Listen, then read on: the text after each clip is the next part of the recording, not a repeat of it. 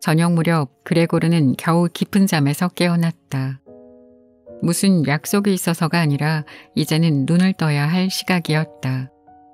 왜냐하면 푹 수면을 취했기 때문이다. 그러나 사실은 소란스럽게 걷는 발소리와 문간방 쪽으로 통하는 문을 조심스럽게 여닫는 소리에 잠이 깬 것 같았다. 천장과 가구 위에 가로등의 불빛이 새어들어와 비치고 있었으나 방바닥과 그레고르의 주위는 어두웠다. 그제야 그레고르는 촉각을 서투르게 작용시키면서 무슨 일이 일어났는지 알아보려고 살그머니 문 쪽으로 기어갔다. 왼쪽 허리 언저리에 당기는 듯한 상처가 생겨서 그는 두 줄로 된 양쪽 다리를 절름거리지 않을 수가 없었다. 게다가 아침의 소란으로 한쪽 다리에 심하게 부상을 입었다. 그는 힘없이 질질 다리를 이끌고 기어갔다. 그는 문 앞까지 와서야 비로소 무엇이 그를 유혹했는지를 알게 되었다. 그것은 바로 음식 냄새였다. 즉 그곳에는 흰빵 부스러기가 둥둥 떠있는 우유 그릇이 놓여 있었다. 그레고르는 기쁜 나머지 탄성을 지를 뻔했다. 아침나절보다도 배가 더 고팠기 때문이다. 그는 곧 우유 속에 눈까지 잠길 정도로 머리를 집어넣었다. 그러나 이내 실망하고 목을 움츠렸다. 몸통의 왼쪽 허리 언저리가 아파서 먹기에 부자연스러웠을 뿐 아니라 평소에는 아주 즐겨 먹던 것이었고 그렇기 때문에 누이 동생이 생각해서 방 안에 넣어준 우유였는데 지금은 전혀 맛이 나지 않았다. 그는 온몸에 소름이 끼치는 것 같아서 음식을 밀치고 방 한가운데로 기어서 왔다. 문틈으로 내다보니 거실의 가스등이 훤히 밝혀져 있었다. 여느 때 같았으면 이 시각에는 아버지가 석간신문을 어머니나 누이 동생에게 큰 소리로 읽어주셨을 텐데 지금은 아무 소리도 들리지 않았다. 어쩌면 이렇게들 조용하게 지낼 수가 있을까? 그레고르는 혼잣말을 했다. 밀려오는 어둠을 지켜보면서 그는 부모님과 여동생이 이런 좋은 환경에서 생활하게끔 해준 자신이 대견하게 여겨졌다. 그러나 지금의 안락, 행복, 만족의 일체가 무서운 종말로 다가온다면 어떻게 될 것인가. 이런 환상을 떨쳐버리기 위해서 차라리 몸이라도 움직여보는 것이 낫겠다고 생각한 그레고르는 이리저리 방 안을 기어 다녔다. 시간이 흐르자 옆쪽 문이 한 번, 맞은편 문이 한 번 열렸다가 닫혔다. 누군가가 뭔가를 하기 위해 방을 기웃거리는 모양이지만 불안해서인지 망설이는 눈치였다. 그레고르는 문 옆에 몸을 바짝 밀착시키고 들어오기를 주저하고 있는 방문자를 어떻게 해서든지 방 안으로 들어오게 하든가 그것이 불가능하다면 최소한 상대가 누구인가를 알아내려고 했다. 그러나 문은 한참을 기다려도 더 이상 열리지 않았다. 문이란 문은 모조리 잠겨 있었던 오늘 아침에는 저마다 서로 그레고르의 방으로 들어오려고 했었는데 지금은 아무도 들어오려 하지 않았다. 더구나 문 하나는 이미 그레고르가 열었었고 다른 문들은 모두 낮 동안에 열렸을 것이 분명하다. 그리고 지금은 모든 자물쇠가 밖에서 채워져 있었다. 밤이 깊어 거실의 등불이 꺼졌을 때에야 비로소 그는 부모님과 누이 동생이 그때까지 자지 않고 있었음을 짐작할 수 있었다. 발끝으로 걸어서 가만가만히 멀어져가는 세 사람의 발소리를 똑똑히 들었기 때문이다. 그렇다면 다음날 아침까지는 아무도 그레고르의 방을 방문하지 않으리라. 그리하여 그레고르는 새벽녘까지의 남은 시간을 이용하여 앞으로의 생활에 대해서 깊이 생각해 볼 작정이었다. 그런데 그레고르는 자신이 지금 방바닥 위에 납작하게 엎드려 있는 이 방, 천장이 높고 텅 빈 이 방은 그를 묘한 불안 속으로 몰아넣었다. 도대체 원인은 알 수 없었다. 5년 동안이나 지내온 자신의 방이 아닌가. 그레고르는 거의 무의식적으로 몸을 굽혀 부끄러운 생각을 하면서 소파 밑으로 기어 들어갔다. 등허리가 약간 눌리고 고개를 쳐들 수는 없었지만 소파 밑은 매우 편안하고 아늑했다.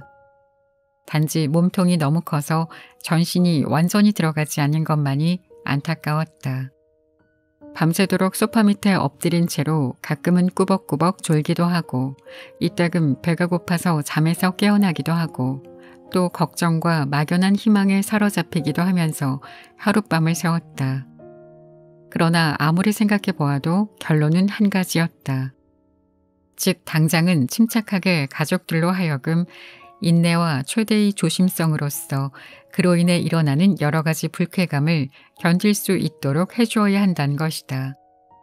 자신의 이런 모습은 아무래도 집안 사람들에게 혐오감을 줄 수밖에 없기 때문이다.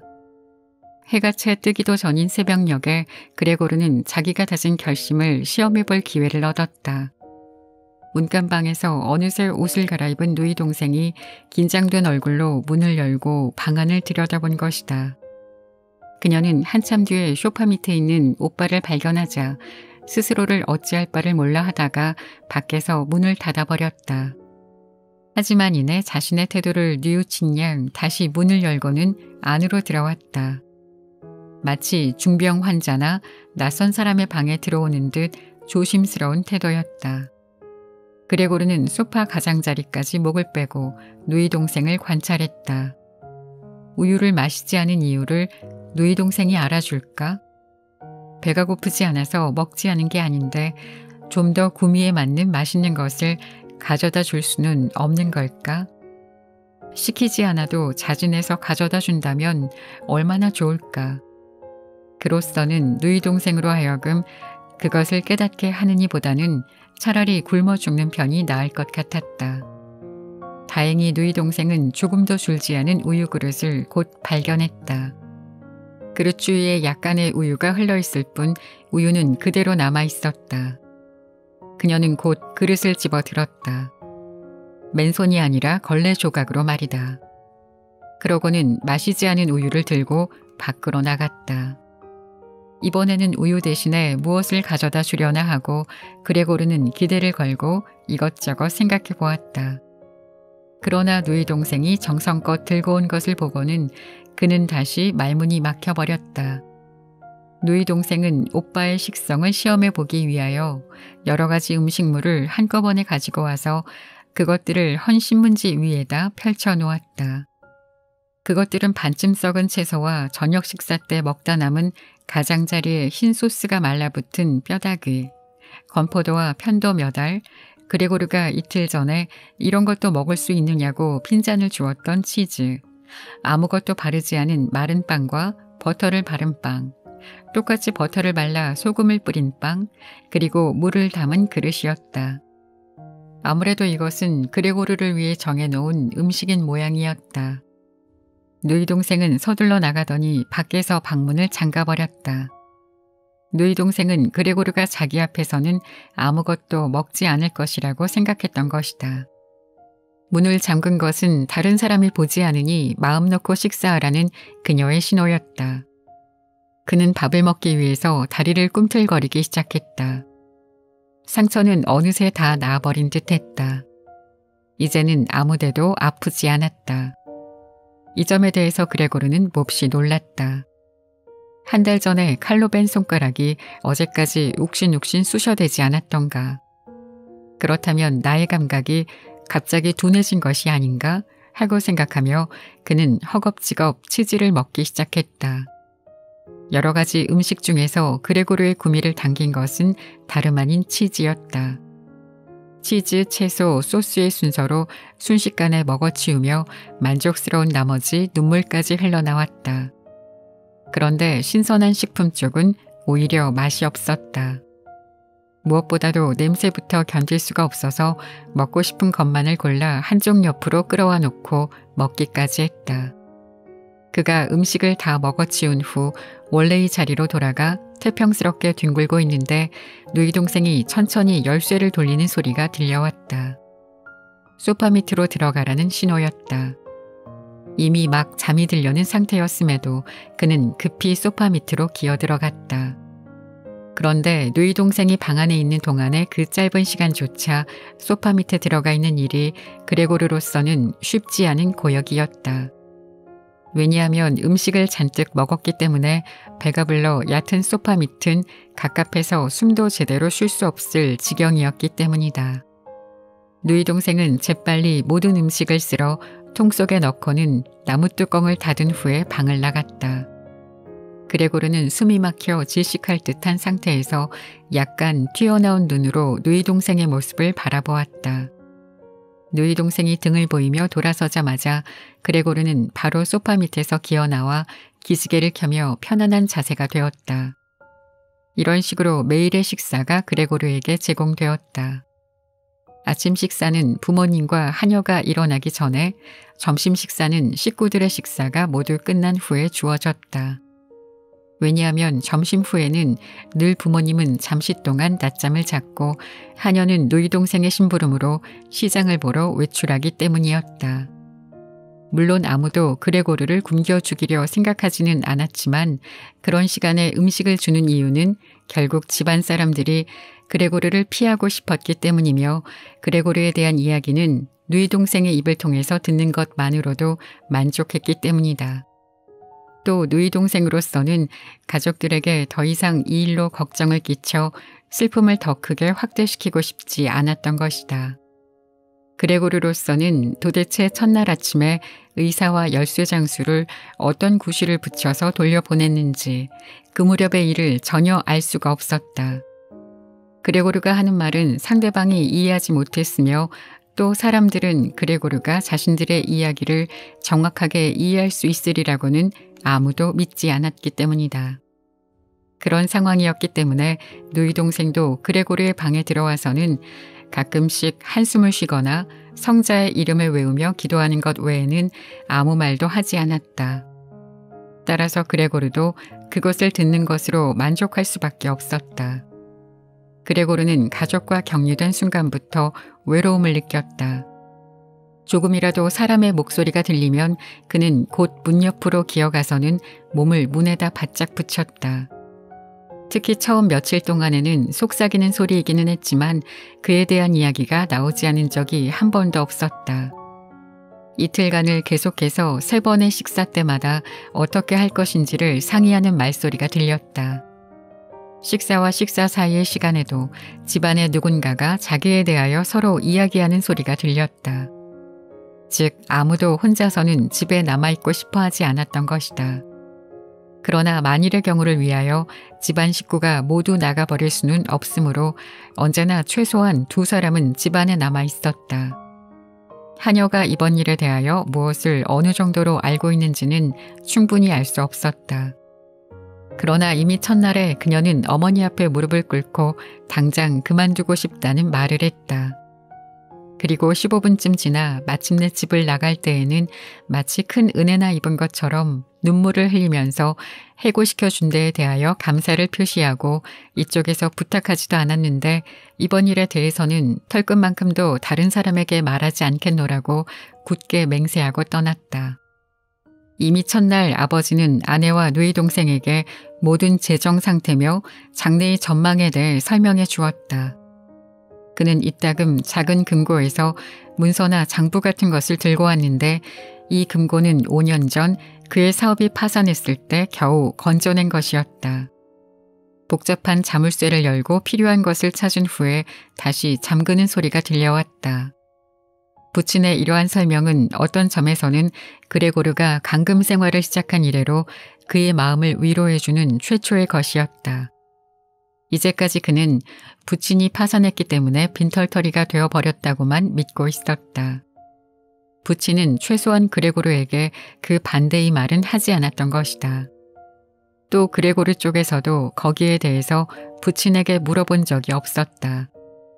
당시 그레고르는 가족들을 완전한 절망으로 몰아넣은 그 사업상의 불행을 될 수 있는 대로 빨리 가족들의 머릿속에서 지워버리는 데 힘을 기울이는 일 외에는 아무것도 생각하지 않았다. 그랬기 때문에 그레고르는 남보다 열심히 일했으며 하룻밤 사이에 미미한 일개 점원에서 외판원으로 뛰어오를 수 있었다. 물론 외판원이 되고부터는 돈을 버는 여러 가지 방법들을 알게 되었으며 일의 결과는 당장 수수료나 현금의 형태로 바뀌었다. 그래서 이 돈을 집으로 가져와 가족들이 놀라게 테이블 위에 펼쳐 보일 수가 있었던 것이다. 그 무렵은 정말 신났었다. 후에 그레고르는 충분히 한 가정을 지탱할 수 있을 정도의, 그리고 현재 집안 재정을 꾸려나가는데 넉넉한 돈을 벌기는 했지만 그 신이 나던 시절은 이제는 더 이상 그 옛날의 화려함과 더불어 돌아오지 않을 것이다. 가족들도 그레고르도 그것이 모두 습관이 되어 돈을 받는 쪽의 감정과 내놓은 쪽의 호기에는 변함이 없었지만 거기에는 이미 훈훈한 정이 담긴 특별한 감정이 나올 수가 없었다. 오직 누이 동생만이 변함없이 오빠에게 각별한 애정을 나타내었다. 그레고르와는 달리 그녀는 음악에 재능이 있었다. 바이올린 솜씨가 훌륭했으므로 누이 동생을 내년에는 음악학교에 입학시켜야겠다는 것이 그레고르가 평소에 생각해둔 계획이었다. 부모님은 그런 순진한 대화를 듣기만 해도 인상을 찌푸리곤 했다. 그러나 그레고르는 이 계획을 빈틈없이 세워놓고 크리스마스 이브에는 그것을 엄숙하게 발표하려고 마음먹고 있었다. 그레고르는 꼿꼿이 일어서서 몸을 문에 기댄 채 귀를 기울이고 있는 동안에도 현재로서는 생각해 보았자 아무 소용이 없는 그런 일들을 문득문득 생각했다.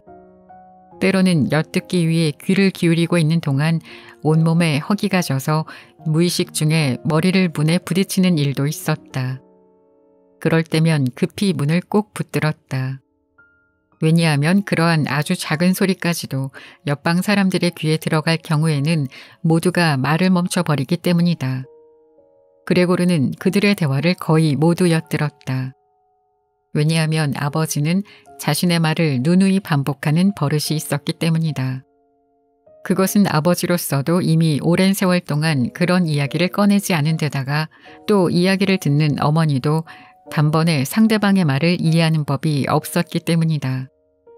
아버지의 설명을 엿듣고 그레고르가 분명하게 안 사실은 여러 가지로 타격을 받았음에도 옛날의 재산이 아직도 조금 남아있으며 그동안에 전혀 쓰지 않고 남에게 빌려준 돈이 적지만 어느 정도 이자가 불어났다는 것이다. 게다가 매월 그레고르가 집에다 가져온 돈도 전부 소비된 것이 아니었고 열심히 저축을 해서 약간의 돈이 모여져 있다는 것이다. 그레고르는 문 뒤에서 열심히 고개를 끄덕이며 이 뜻하지 않은 조심성과 근검절약을 기뻐했다.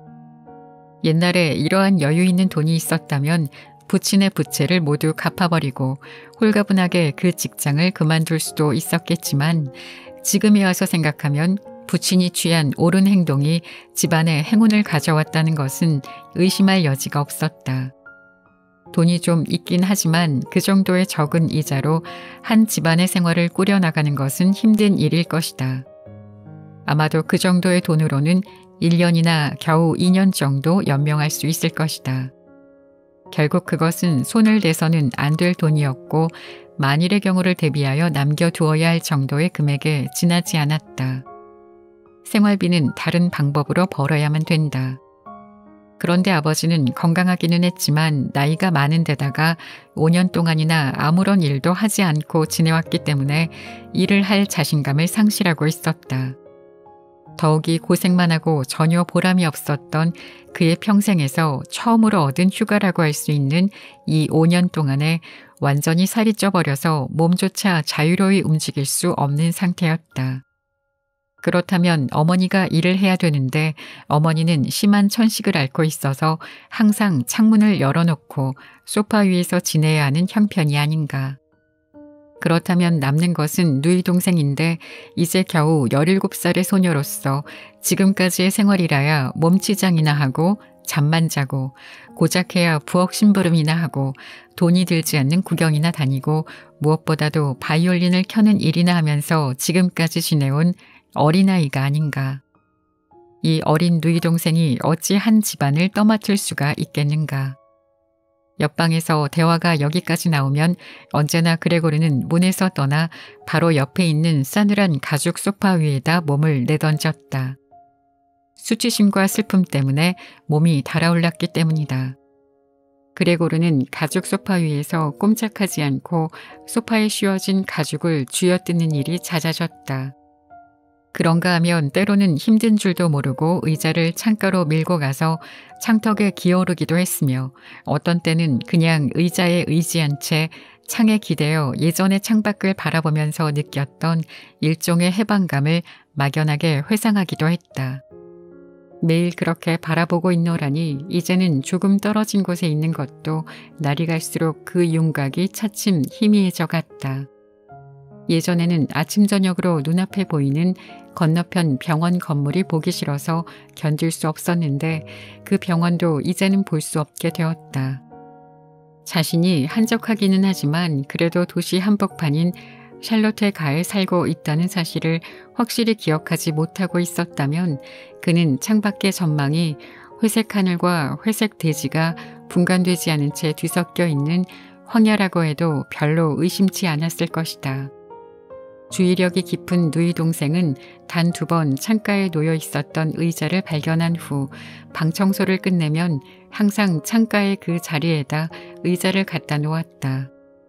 뿐만 아니라 그 이후로는 안쪽 창문까지 열어놓았다.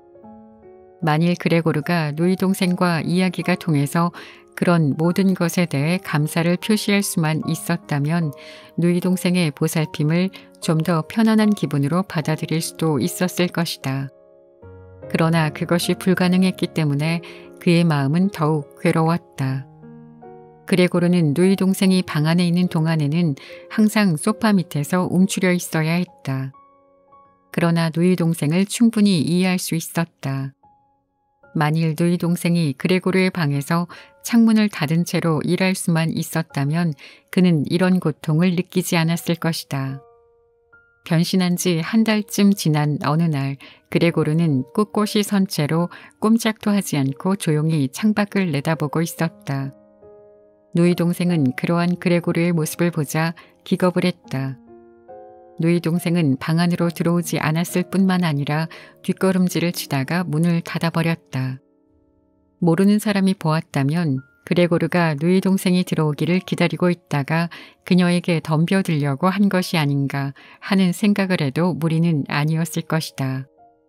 물론 그레고르는 곧바로 소파 밑으로 몸을 숨겼는데 다시 누이 동생이 찾아온 것은 정오 무렵이었다. 그녀는 평소보다 더욱 안절부절 못하고 불안스럽게 보였다. 누이 동생은 오빠의 몸 일부분만 보아도 도망치고 싶었지만 그것을 참고 있었다. 그것은 자기 자신을 굉장히 자제하고 있기 때문인 것으로 여겨졌다. 어느 날 그레고르는 그의 몸이 조금이라도 누이 동생의 눈에 띌까봐 이불을 등에 올려놓고 소파 위로 날랐다. 이 작업은 꼬박 4시간이 걸렸다. 그리고 그는 자신의 몸이 조금이라도 보이지 않게끔 또 설사 누이 동생이 몸을 구부린다 해도 보이지 않도록 이불을 잘 덮었다. 누이 동생이 이불이 불필요하다고 생각한다면 물론 치워버릴 수도 있다. 그러나 그레고르가 재미삼아 이런 식으로 몸을 드러내지 않는 것이 아니라는 것쯤은 누이 동생도 짐작할 것 같았다. 그가 이불을 약간 치켜들고 누이 동생이 이런 행동을 어떻게 생각하고 있는가를 엿보았을 때 누이 동생의 눈에는 마치 감사하다는 듯한 미소마저 감돌았다. 처음 2주일이 지나는 동안 부모님은 그의 방에 들어가기를 꺼려했다. 예전에 부모님은 누이 동생에게 자주 화를 냈었는데 그것은 누이 동생을 탐탁치 않은 딸 자식 정도로만 여겨왔기 때문이다. 그러나 이제는 누이 동생의 행동을 고마워하고 있다는 것을 그들의 대화에서 짐작할 수 있었다. 그레고르는 한낮에는 되도록 창가에 가지 않았다. 부모님의 상심을 염려해서였다. 넓지 않은 방을 돌아다녀 보았자 겨우 3제곱미터 넓이밖에 되지 않아 별 흥미가 없었다. 쥐 죽은 듯이 지내는 것은 밥만으로도 충분했으며 음식을 먹는 일도 요즘에 와서는 그다지 내키지 않았다. 때문에 사방을 헤집고 다니는 습관을 들여 기분 전환을 시키고 있었다. 그중에 천장에 달라붙어 있는 일은 무엇보다 흥미로웠다. 방바닥에 엎드려 있는 것과는 또 다른 기분이었다. 마음이 편안해지고 가벼운 진동이 온몸으로 전해졌다. 그는 천장에 달라붙어 있으면서 행복에 젖어 아무것도 느낄 수 없는 상태에 빠져들곤 했다. 그러다가 무의식 중에 다리가 방바닥 위로 떨어져 스스로 깜짝 놀라는 일도 종종 있었다. 누이 동생은 그레고르가 생각해낸 이 새로운 취미를 곧 알아차렸다. 그레고르는 벽이나 천장을 기어다니면서 여기저기 찐득찐득한 점액 자국을 남겼던 것이다. 누이 동생은 오빠가 움직이는데 방해가 되는 가구를 치워주려고 마음을 썼다. 그런데 그 일은 혼자서 할 수 있는 일이 아니었다. 그렇다고 해서 아버지에게 도움을 요청할 수는 더더군다나 없었다. 하녀도 물론 여간에서는 도와주는 법이 없었다. 왜냐하면 이 16살쯤 된 하녀는 옛날에 하녀가 그만둔 이후로 끈질기게 참아주었지만 부엌문을 항상 닫아놓고 여간에서 여는 일이 없었다. 아무리 생각해도 아버지가 없는 기회를 타서 어머니에게 청하는 도리밖에 달리 방법이 없었다. 어머니는 기쁜 나머지 탄성을 지르며 도와주려 했으나 그레고르의 방문 앞에까지 오자 더 이상 입을 열지 않았다. 물론 누이 동생은 어머니를 부르기 전에 그레고르의 방안을 사전 점검했다. 그리고 확인이 끝난 후에야 비로소 어머니를 방 안으로 안내했다. 그레고르는 당황해서 이불을 보통 때보다 깊이 그리고 일부러 주름을 많이 잡히게 해서 덮었다. 그래서 제대로 보지 않으면 그냥 소파 위에 널려있는 이불처럼 보였다. 그레고르는 이번에도 습관적으로 이불 밑에서 조심스럽게 상황을 엿보았다. 그러나 어머니의 모습을 보는 것은 단념했다. 마침내 어머니가 방문해 주었다는 것만으로도 마음이 흡족했다. 괜찮아요. 들어오세요, 어머니. 보이지 않아요. 누이 동생이 말했다. 들어가기를 망설이는 어머니의 손을 끌어당기고 있는 것 같았다. 얼마 후 그레고르의 귀에는 연약한 두 여인이 꽤 낡고 무거운 옷장을 힘겹게 옮기는 소리가 들려왔다. 그리고 일의 대부분을 누이 동생이 도맡아 하는지 모치는 걱정스러운 목소리로 너무 무리하지 말라고 말렸다. 시간이 이럭저럭 15분 정도는 지났다고 생각될 즈음에 어머니의 힘없는 목소리가 들렸다. 아무래도 이것은 그대로 두는 것이 낫지 않겠니? 너무 크고 무거워서 아버지가 돌아오시기 전에 옮길 수 없을 것 같구나. 그렇다고 그냥 방 한가운데다 방치해두면 그레고르가 다니는데 방해가 될 테고, 더구나 가구를 치워버리는 것을 그레고르가 좋아할지 우리로서는 알 수가 없지 않니? 차라리 전처럼 두는 편이 그레고르를 위하는 것이 아니냔 말이야. 가구가 없으니 방안이 온통 텅 비어서 나로서는 허전한 기분이 드는구나. 그레고르가 오랫동안 이 방에서 지내왔으니 갑자기 모든 것을 바꿔버리면 아무래도 버림을 받은 기분이 들지 않을까? 게다가 이런 짓을 한다는 것은 어머니는 여린 목소리로 말했다. 처음부터 어머니는 조용히 누이 동생의 귓가에 바짝 다가가 말했다. 그레고르가 어디에 숨어 있는지 정확하게 알 수는 없었지만 하여튼 자신의 목소리가 그에게 들리게 하고 싶지 않다는 태도였다. 그녀는 설마 그레고르가 사람의 말을 이해하리라고는 도저히 생각할 수 없었다. 가구를 없애버린다면 마치 우리가 그 아이의 회복을 아주 단념해버리고 더 이상 그 아이에 대하여 신경을 쓰지 않는 것처럼 보이지 않겠니? 나는 그런 생각이 든다. 방 모양을 옛날과 똑같이 놓아두어야 그 아이가 회복되었을 때라도 자신의 방이 하나도 변하지 않은 것을 보고 그만큼 쉽게 그동안의 일을 잊을 수가 있을 것 같구나. 어머니의 말을 엿듣는 동안 그레고르는 깨달았다. 사람들과 어울릴 수 없고 더구나 단조로운 2달 동안의 생활이 아무래도 자신의 머리를 돌아버리게 한 것이 아닌가 하고, 제정신이라면 선조로부터 물려받은 가구가 놓여있는 정든 방을 텅 빈 동굴로 만들어버리려는 생각을 감히 할 수 있겠는가 말이다. 가구가 없으면 물론 구석구석을 마음대로 기어다닐 수는 있겠지만 그와 동시에 옛날의 그의 삶은 순식간에 잊어버리게 되리라. 게다가 지금도 거의 잊어가고 있지 않은가. 지금은 어머니의 목소리를 오래간만에 들었기 때문에 잠시나마 자신의 본 모습으로 되돌아온 것이 아닐까. 어머니의 말씀처럼 이 방에서 아무것도 치워줘서는 안 된다. 모든 것을 그대로 두어야만 된다. 가구가 기어다니는데 불편을 준다 할지라도 자신으로서는 해가 된다기보다는 차라리 큰 이익이 되는 것이다. 그러나 불행히도 누이 동생의 의견은 달랐다. 누이 동생은 그레고르에 대해서만은 부모님보다는 훨씬 사정을 잘 아는 처지였다. 애당초 누이 동생의 생각은 옷장과 책상만을 치우는 것이었으나 막상 어머니의 충고를 듣자 생각이 달라져 반드시 있어야 할 소파를 제외하곤 모든 가구를 치워버리자고 고집을 부리기 시작했다. 누이 동생이 이와 같은 고집을 부리게 된 것은 물론 어린 소녀다운 반항심이나 최근에 겪게 된 불의의 쓰라린 괴로움 때문에 생긴 탓만은 아니었다. 실제적으로 그녀는 오빠에게 넓은 공간이 필요하며 그렇기 때문에 방 안의 가구들은 없는 편이 낫다는 것을 생각하고 있었다. 그녀의 주장에는 또한 그 나이 또래의 소녀에게서 흔히 볼 수 있는 맹목적인 고집스러움도 작용했다.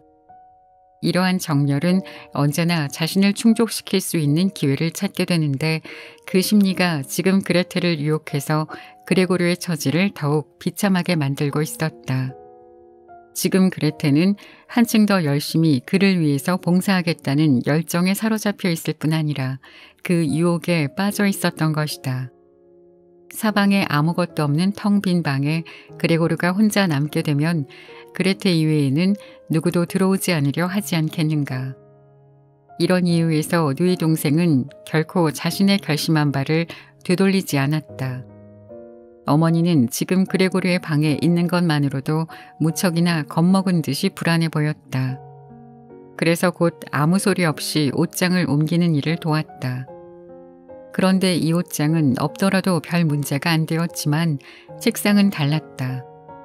두 여자가 힘들게 옷장을 밀고 나가자마자 그레고르는 소파 밑에서 고개를 내밀고 어떻게 하면 신중하고도 조심스럽게 그들이 하는 일에 간섭할 수가 있을까 하고 생각했다. 그런데 불행하게도 먼저 돌아온 것은 어머니 쪽이었다. 그레테는 아직도 옆방에서 이리저리 움직이고 있었다. 물론 옷장의 위치는 조금도 달라지지 않았다. 그런데 모치는 그레고르의 모습을 자세히 본 적이 없으므로 그를 보면 기절할지도 몰랐다. 그래서 그는 깜짝 놀라 소파의 다른 끝쪽으로 재빨리 움직였다.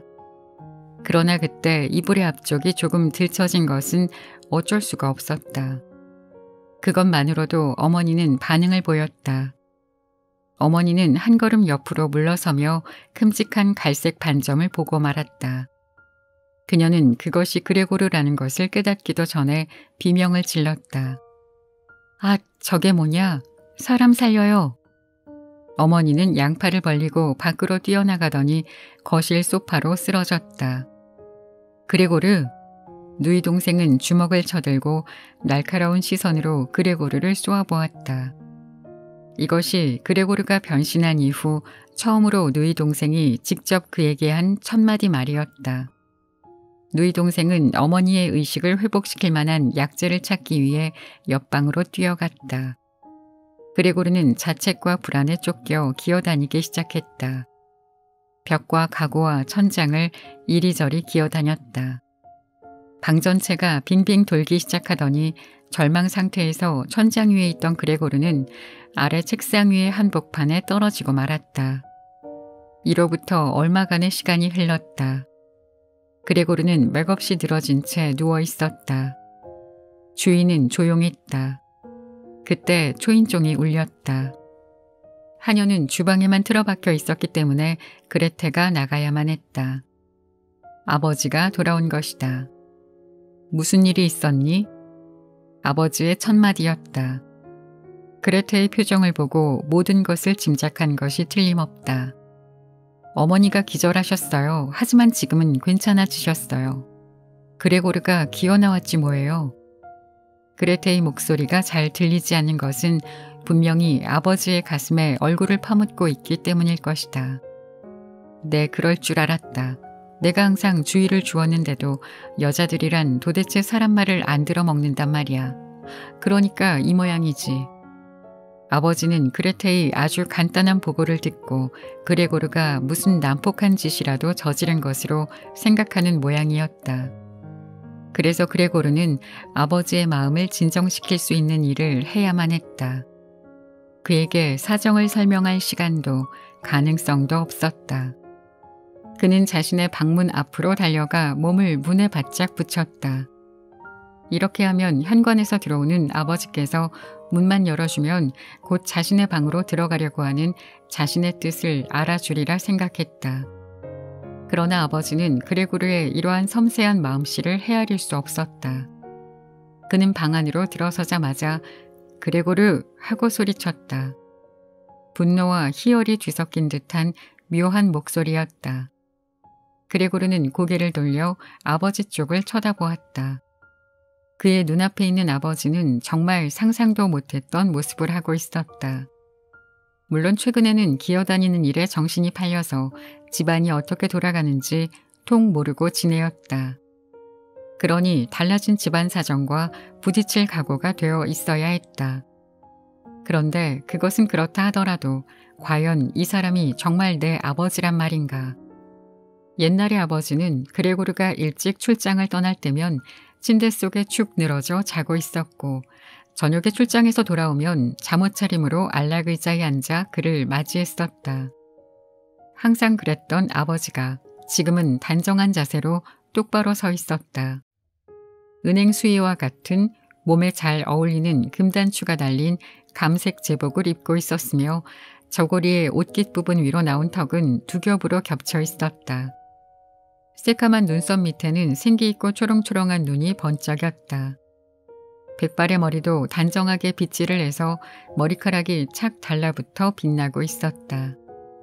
그는 은행 이름인 것 같은 금실로 머리 글자를 수놓은 제모를 방 안의 침대 위로 던졌다. 그리고 제복의 긴 옷자락 끝을 쓰다듬으며 양손을 바지 주머니 속에 푹 넣고 매우 못마땅한 표정으로 그레고르 쪽으로 걸어왔다. 아버지는 아마도 자신이 지금 무엇을 해야 할지 잘 모르고 있는 것 같았다. 어쨌든 그는 힘차게 걸었다. 그레고르는 아버지의 구두바닥이 별스럽게 큰 것을 보고 놀랐다. 그러나 그는 어찌해야 할지를 몰랐다. 새로운 생활이 시작된 이래 아버지는 지금 그를 최대한으로 엄하게 다룰 결심인 듯했다. 그러나 그레고르는 당연한 일이라고 생각했다.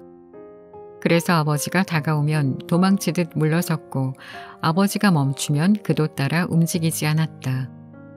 아버지가 조금만 몸을 움직여도 그는 이내 재빨리 도망쳤다. 그렇게 빙빙 돌기를 몇 번이나 했다. 아버지의 동작은 해치려는 것처럼 보이지는 않았다. 벽이나 천장으로 도망친다면 아버지가 좋아하지 않으리라 생각했기 때문에 그레고르는 일단 마룻바닥에 가만히 있기로 했다. 아무튼 그레고르는 마룻바닥 위를 기어다니는 일도 그리 오래 할 수는 없었다. 왜냐하면 아버지가 자리를 옮길 때마다 그레고르도 따라 움직여야 했기 때문이다. 아버지는 팔가 그다지 좋은 편이 아니었다. 그는 가슴이 답답했다. 이렇게 힘을 다해 비틀거리며 옮겨다니다 보니 피곤해서 눈을 거의 뜰 수가 없을 지경이었다. 아무리 생각해봐도 마룻바닥 위를 기어서 도망치는 일 외에는 다른 방법이 떠오르지 않았다. 자유롭게 벽을 기어오를 수도 있었지만 그는 그런 사실마저도 생각해낼 수 없었다.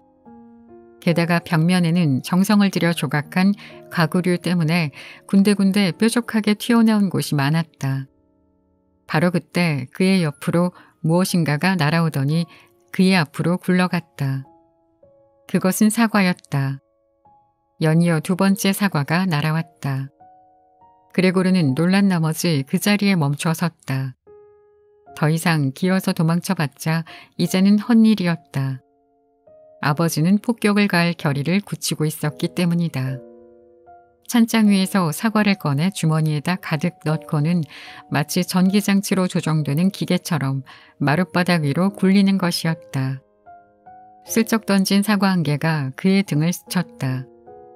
이어서 날아온 사과 한 개가 등 위에 정통으로 박혔다. 갑작스럽게 닥친 아픔을 잠시라도 잊어버리기라도 하려는 듯이 그레고르는 다시 기어 도망치려고 했다. 그러나 이내 심한 통증을 느끼고 그 자리에 힘없이 쓰러졌다. 힘없이 감기는 눈으로 그는 자신의 방문이 열리는 것을 겨우 볼 수가 있었다. 누이 동생의 뒤에서 어머니가 무슨 말인지를 외치며 달려나왔다. 그러나 그때 이미 그레고르의 눈은 감겨진 상태였다. 어머니는 아버지를 붙잡고 그레고르의 목숨을 살려달라고 애원하며 흐느꼈다.